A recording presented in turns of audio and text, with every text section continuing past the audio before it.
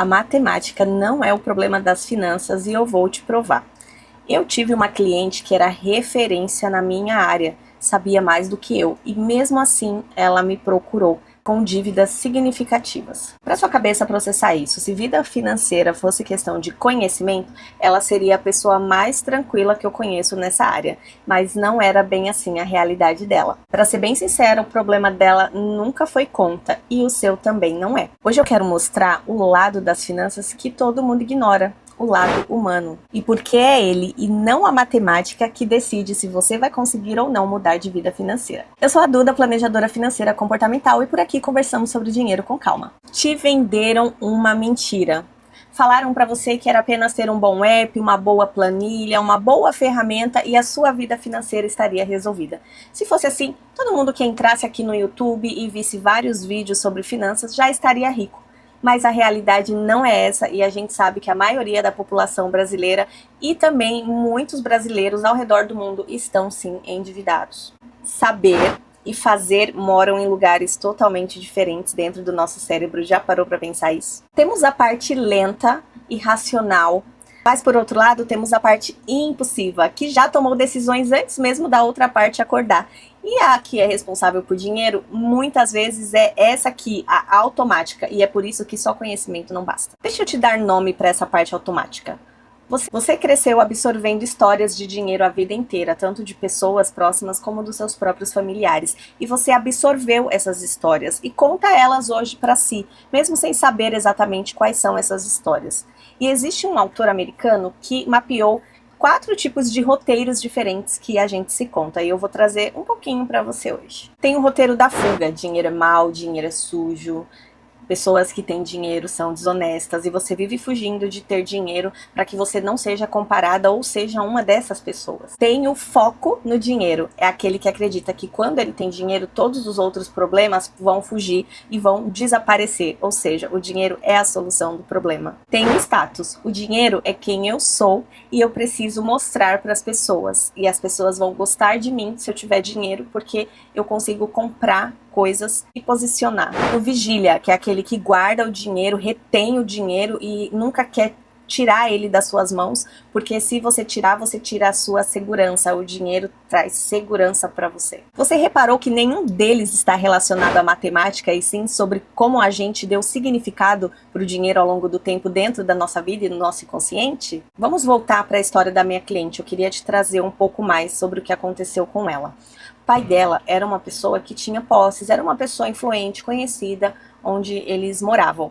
Porém, ele tinha um pensamento de que os filhos precisavam conquistar as suas coisas por esforços próprios. Mas ele não deu a mínima estrutura e não ajudou em nada financeiramente os seus filhos. Então, os filhos passaram por muita dificuldade, mesmo sendo pessoas com posses, entende? E aí, isso trouxe muito sofrimento para minha cliente. E ela jurou para ela mesma que ela não iria fazer isso com os filhos dela, que ela ia tratar os filhos dela de maneira diferente. E aí aconteceu um grande problema, porque para evitar um padrão X, ela foi para o outro oposto, o padrão Y. E aí o que aconteceu? Ela começou a ser o sustento familiar aqui para os seus filhos, quando eles já não precisariam mais dela. Depois da vida adulta, depois de formados, ela continuou sustentando e provendo financeiramente a família dela. Por quê? Porque ela queria muito se distanciar dessa identidade aqui do pai dela. Isso acabou trazendo muitas dívidas porque ela ajudava mesmo quando ela não tinha mais condições de ajudar. Parece tão doido, mas é tão real. E se o nosso inconsciente é capaz de fazer isso com pessoa que entende tanto de uma área específica que é a área dela, imagina com qualquer outro ser humano que não tem nem ideia. O roteiro mental dela dizia que prover é amor, que ajudar financeiramente, ela estava demonstrando amor, que era tudo que ela não tinha tido. Então ela era uma mulher madura, mas ainda agindo com os resquícios de traumas da infância. E isso não está relacionado à matemática, entende? Existem momentos que a gente simplesmente foge. A gente evita abrir o app para não ver o que está acontecendo na nossa vida financeira.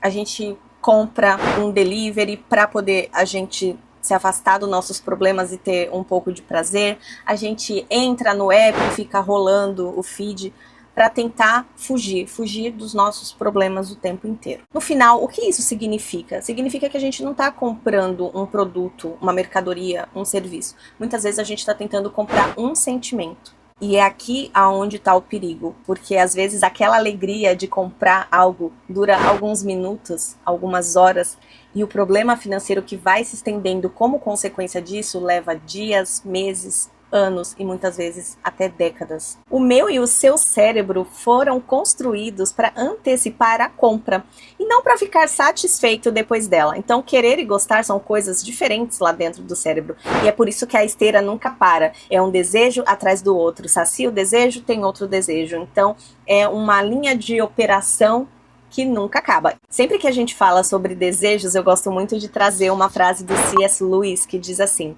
se eu encontro em mim um desejo que neste mundo nada me satisfaz, a explicação mais provável é que eu fui feito para outro mundo.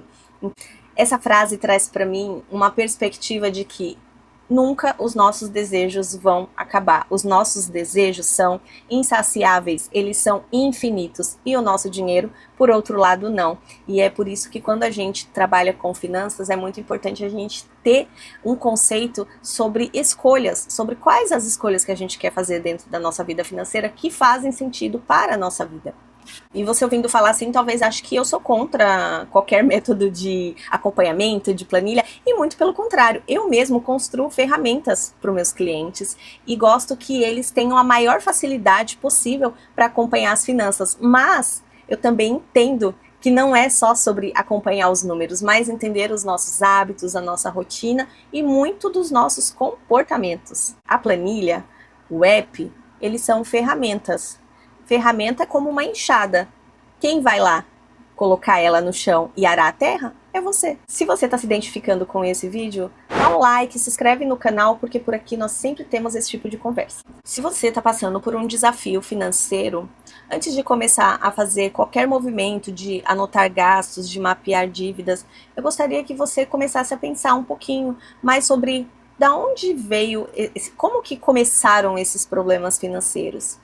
Como que eu enxergo o dinheiro na minha vida? Se você puder, eu vou adorar saber qual é o primeiro sentimento, a primeira lembrança que você tem de dinheiro na sua vida. Pode, porque enxergar a sua história de dinheiro vai ser o primeiro passo para você, de fato, conseguir mudar a sua realidade financeira. Eu espero que esse vídeo tenha feito sentido para você e até